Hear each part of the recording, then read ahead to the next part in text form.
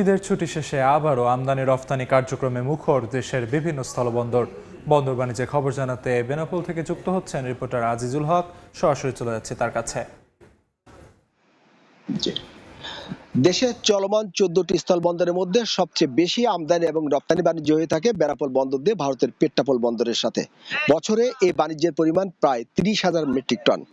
প্রতি বছর আমদানি বাণিজ্য থেকে সরকারের প্রায় 10,000 কোটি টাকা রাজস্ব আসে, যা দেশের অর্থনীতিকে সচল রাখতে বড় ভূমিকা রেখে আসছে।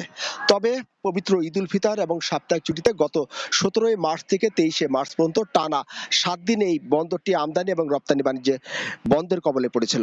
তবে ছুটির শেষে গতকাল থেকে আবারও দু দেশের মধ্যে আমদানি এবং রপ্তানি বাণিজ্য শুরু হয়েছে। গতকাল প্রথম দিনে ঢিলেঢালাভাবে আমদানি এবং রপ্তানি পণ্য পরিবহন হলেও আজ একেবারে স্বাভাবিকভাবে দু দেশের মধ্যে আমদানি এবং রপ্তানি বাণিজ্য কার্যক্রম চলছে বলতে আমরা দেখতে পেয়েছি। সকালে বেনাপোল স্থলবন্দর এলাকায় দেখা গেছে বেনাপোল বন্দর থেকে বিভিন্ন ধরনের আমদানি পণ্য নিয়ে ট্রাক যাচ্ছে ভারতের পেট্টাপোল বন্দরে, এবং ভারতের বিভিন্ন প্রদেশ থেকে আমদানি পণ্য নিয়ে বিভিন্ন ট্রাক আসছে বেনাপোল বন্দরে। আমরা কথা বলেছি বেনাপোল স্থল বন্দর পরিচালক শামীম হোসেনের সাথে। তিনি আমাদেরকে জানিয়েছেন ঈদ ছুটির মধ্যে সীমিত পরিসরে বন্দরের কার্যক্রম চালু ছিল, তবে ছুটি শেষে এখন পুরোটা কার্যক্রম চালু রাখা হয়েছে এবং ব্যবসায়ীরা দ্রুত যাতে তাদের আমদানি পণ্য খালাস নিতে পারেন তার জন্য সকলকে নির্দেশনা দেওয়া হয়েছে।